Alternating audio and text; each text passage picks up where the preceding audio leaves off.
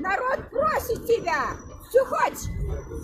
Уходи, пока не поздно, уходи, пока действительно люди не взяли вилы, как я говорю. Ну, это не ваше, мое право поселения. Очень хорошо. А мы избиратели вашего округа. Можно женщины залетать,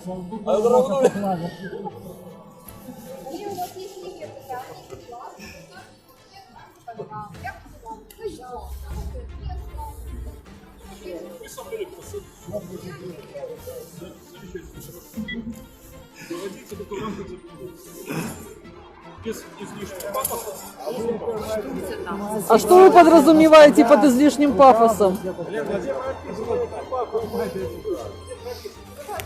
Вы не ваша комиссия, она не ваша.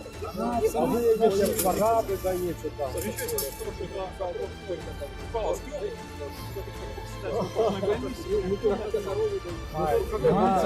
только своим кандидатом маете право. Своими кандидатами, тогда не важно. Объясните, пожалуйста, что такое излишний пафос? Что вы можете, это просто взять и поговорить.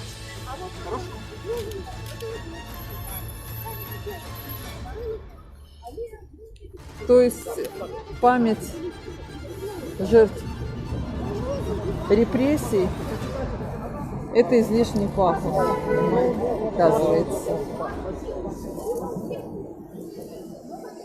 День памяти офиаров политичных репрессий, по мнению председателя избирательной комиссии, это излишний пафос. Пафос, да. Да. То есть люди, которые пропали, которые были убиты, это излишний пафос. Вы видите республику? Вы видите республику, а я вижу монархию, я вижу царя. Понимаете? Вы докажите, что это республика. Это ваше право рассуждать. Вы свободный человек, живете в свободной стране. А вот это тоже из свободной страны? Или это работники идеологического отдела райисполкома? Ну, вот глаза сейчас опустила, они обычно нас сопровождают всегда, как жители свободной Я, страны. наверное, еще раз представлюсь, я председатель избирательной комиссии. Я не могу знать, кто здесь находится. Но они обычно с вами рядом ходят. Мы думали, что это работники идеологического отдела, государственные блогеры. Ну, спасибо, вы разъяснили нам. Ну. Я был на Ну, комиссии. мы же оплачиваем их деньги. Вы не одном... Их работу, значит, они государственные блогеры. Стеснительные они, правда, в отличие от... претензий в излишнем пафосе. Излишний пафос, да. А каким прибором измерить можно количество пафоса, чтобы не превышать нормы? Не знаю, наверное, нужно посчитать, сколько людей пропало, сколько убито, сколько расстреляно. Это излишний, наверное, пафос.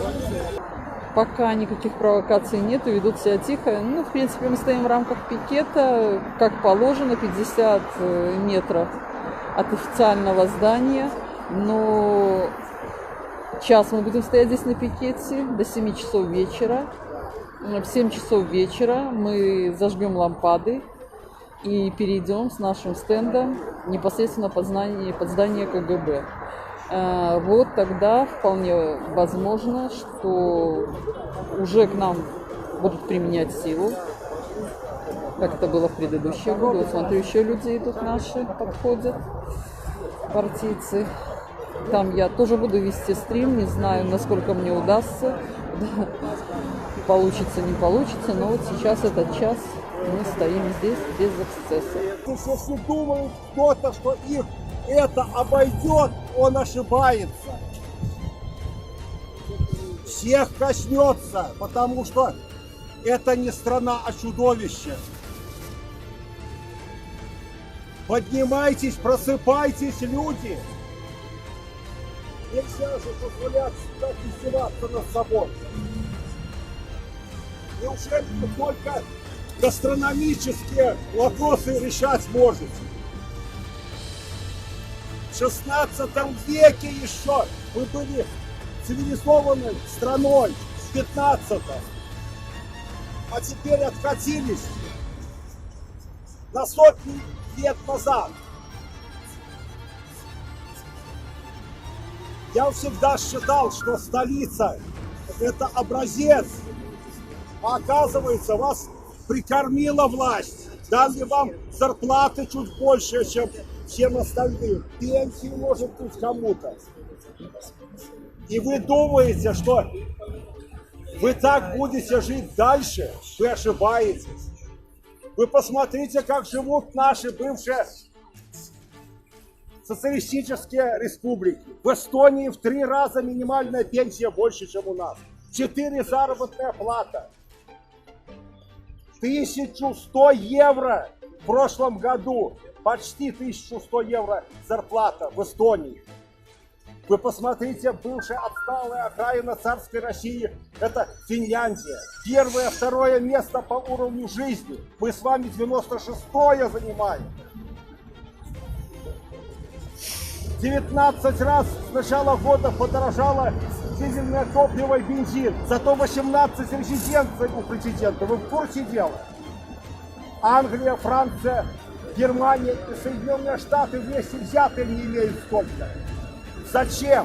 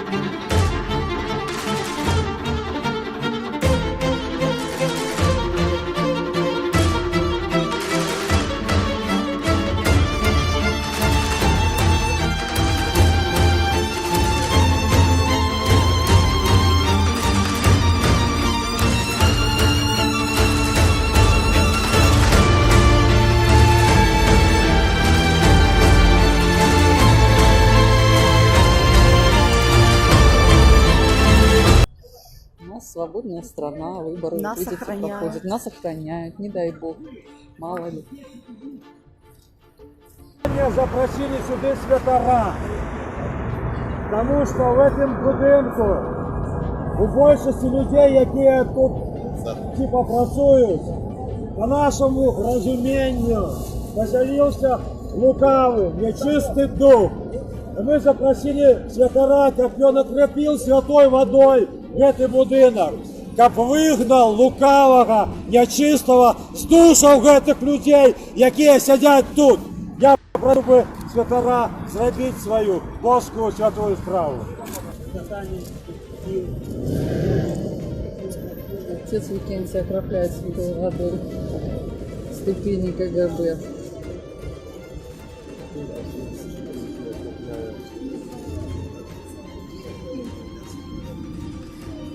Вот вы видите, он подошел к двери, окропил святой водой. Терпят, пока терпят. А может сейчас из них начнут злые духи исходить. Так.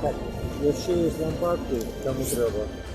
Добре, що хотілося, ми всі поставимо там. Ганьба!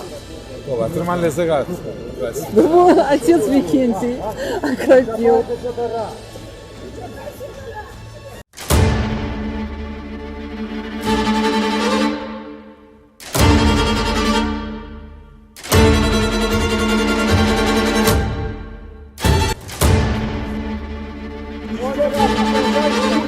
До тех пор, пока они будут знать, что их действия будут безнаказаны. До тех пор они будут это делать.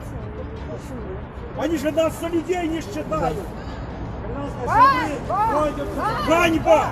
Ганьба! Ганьба! Ганьба! Ганьба!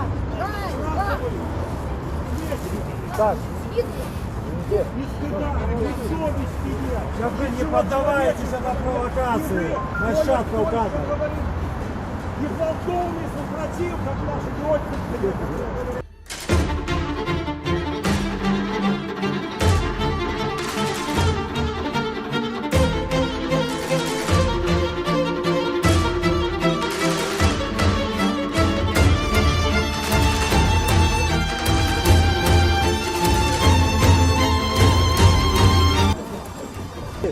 Полили лампады. Тунизе видны неровности.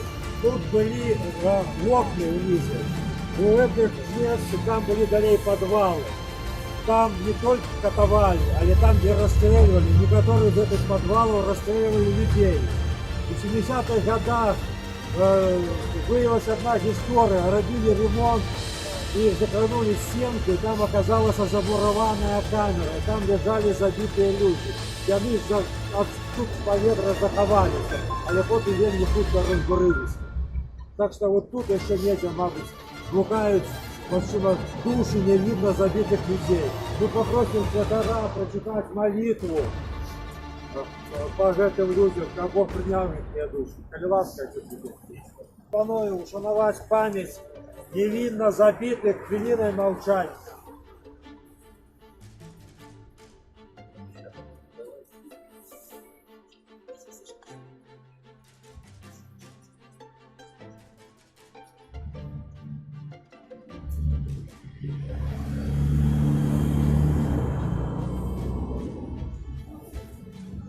Дякую, сябри. Сябри, на гэтым наше меморіальне мероприемство по шануванню памяти невинно забитых завершается. Я вдячний, вельми вдячний всім тим, хто прийшов сюди.